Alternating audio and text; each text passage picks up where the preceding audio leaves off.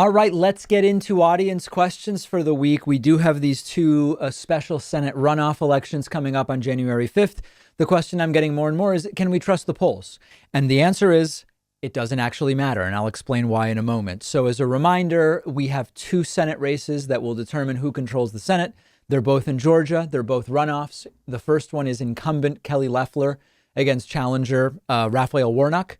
The second is incumbent David Perdue against challenger Jon Ossoff. There are no debates happening in the Ossoff-Perdue debate because Perdue said he's not going to do it. That's after Ossoff absolutely obliterated him in the last debate they had. We did see a debate between Loeffler and Warnock. Loeffler appeared to have a software malfunction where she was just repeating the same thing over and over again. Radical liberal, Raphael Warnock. Radical liberal, Raphael Warnock. On and on and on. Really weird. But in any case, the polling is very, very close.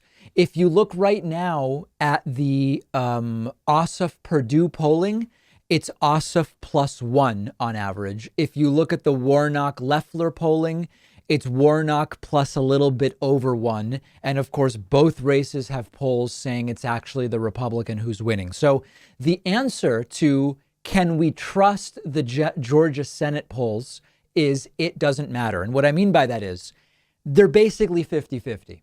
If you trust them, it's 50-50, and thus you have to vote because it's going to be close. If you don't trust them, then we don't know what the race is looking like, in which case you would just go and have to vote. So it's actually, there's no, electoral college consideration where, well, if Biden's winning nationally, but in my state, he's not, and I vote, but if in California, it wouldn't matter. No, none of it matters. It's could not be simpler. If you believe the polls, this is tied and everybody should vote. If you believe the polls can't be trusted, then you should vote because the real polling could be anything. And we don't, in both scenarios, we should be getting out and voting. Now, as a reminder, the importance of these three elections should not be understated. These two elections, rather, should not be understated. With these two seats, Democrats would have a 50-50 tie in the Senate. And what this means is that the possibility of Joe Biden getting big campaign policy done goes way up, because in the case of a 50-50 tie, Kamala Harris gets to cast the deciding ballot as vice president of the United States. You can't possibly overstate the importance of this.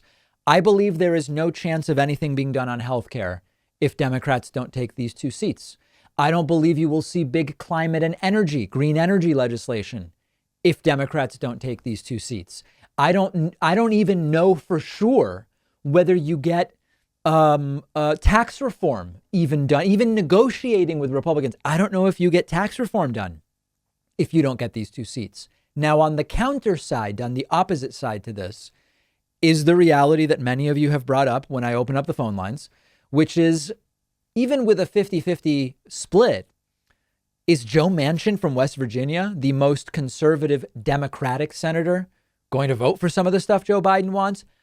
We don't know. It's very, very much unclear. But it's also possible that you could find a vote or two from the Republican Party among Republicans whose constituents are more moderate. I know it's almost like a meme at this point, but Susan Collins in Maine, maybe Lisa Murkowski in Alaska. There are some possibilities.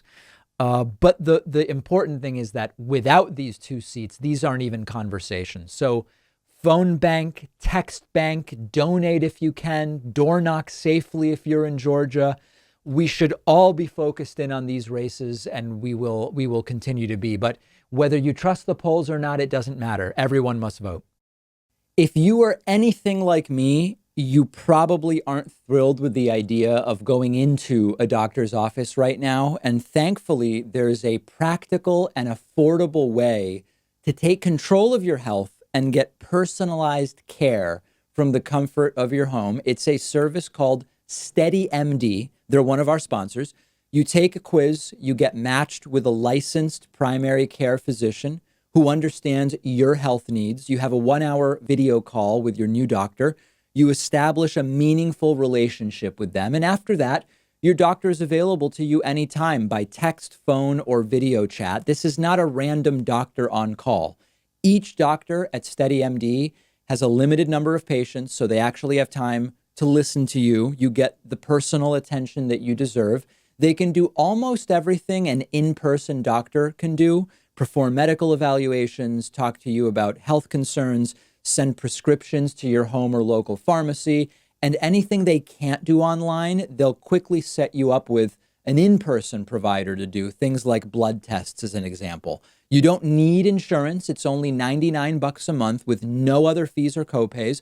There are so many practical advantages to using SteadyMD for primary care, and it's also so much more affordable. Go to steadymd.com/Pakman to take the free quiz, see which doctor is right for you. I took their quiz. They matched me with a doctor who specializes in my particular health needs and situation. The doctor they gave me is a really perfect fit for me and my medical needs. There's no risk, no commitment to get started. Just click the link right underneath this video.